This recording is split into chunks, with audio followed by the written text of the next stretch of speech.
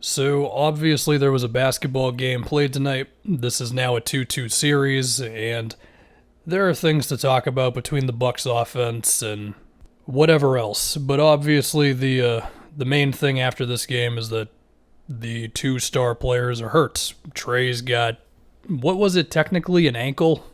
I don't remember the exact terminology, and now with Giannis we've got a hyperextended knee, and doing a quick Google, that can take like 2 to 4 weeks to recover. I mean, he was walking, which doesn't tell you a whole lot, but it tells you something, I guess. And the next game is Thursday, and that is one thing that I really hate about the conference finals is that the NBA is obsessed with having a game every day. So these guys only get 1 day of rest in between these games, whether they're traveling or not. And of course, we're going back to Milwaukee, so that's the first thing. I mean, can both of those guys play? Can they play at full strength? I mean, there's not a whole lot of analysis that I can really give you besides that for that one. It's pretty obvious. We'll just have to see.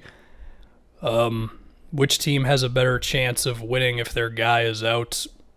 Probably Atlanta, just based on what we saw tonight. I mean, we've seen the Bucks offense at times be really crappy with Giannis in the game, so if he's not out there, they might just not have a shot, to be honest with you. I mean, they were kind of shell-shocked once he went down, it seemed. I mean, the Hawks went on, what was it, like a 12-2 run right away when Giannis was out, and it happened so quickly, and I was so like, wait a minute, what just happened, that I don't even really remember what the sequence was. I think there was a Bogdanovich 3, which was the shot that made the Bucks call time, and there wasn't a whole lot of motion off of it. It was I think the play wasn't really going anywhere, but whoever was defending Bogdanovich wasn't totally defending him, so it was just kind of like, all right, I'm going to shoot this off of a routine pass from, I believe it was Lou Will. To talk about the rest of the game, the first half when Giannis was out there, I mean, the Bucks offense, they had maybe the worst case they've had all playoffs besides game 2 against the Nets, of just like, wait, what's the plan right now? Is it motion? Is it Giannis screens? Is it Giannis on the left block? It was just a whole lot of, okay, I don't really know right now.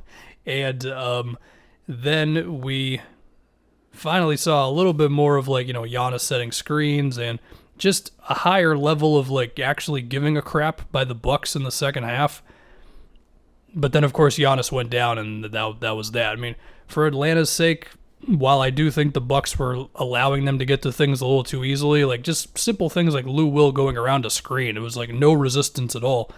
Still, Atlanta, not only were they ready for the game without Trae, it seemed like they were like really excited to go. I mean, they went out to that quick 10-2 run, and it's just the classic of just, they got a lot of shooters, they have a lot of willing shooters, and you throw a guy like Lou Will out there who's played in games as big as this one, and yeah, Lou Will's playoff record, it's not exactly the best. The guy usually plays worse in the postseason, but he's not going to be scared of the moment, certainly. I mean, he had that one turnaround jumper over Giannis, which, yeah, it was only 2 points, but I felt like it was kind of this symbolic thing of like, how many times does the injury reserve to the star have the guts to take that sort of shot? And I think when he made it, he was like 4 for 4 or something. So you give credit to Atlanta, of course, but at the same time, let's be honest. I mean, even before the Giannis injury, what the hell was that from the Bucks? I mean, this thing should have at least been close.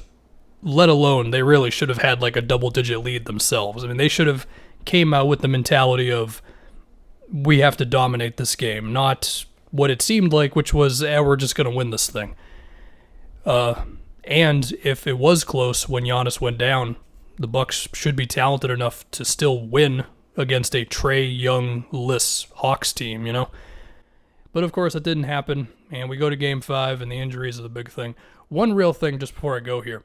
When I was talking about the Suns, Clippers, and DeAndre Ayton get 8 in the ball, I hope I didn't imply that I wanted him to get like Tim Duncan-esque post-ups. Like, he's not really that type of guy.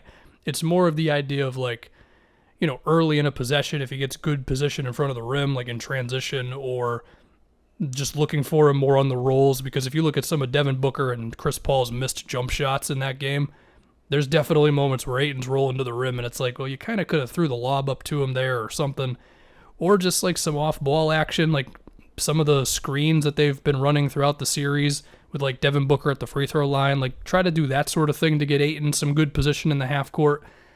So yeah, I'm not trying to be like the old guy of just get it in the post, because I understand that DeAndre Ayton is not an amazing post player, even if he sometimes looks like he is. So yeah, but of course Hawks Bucks, we'll see.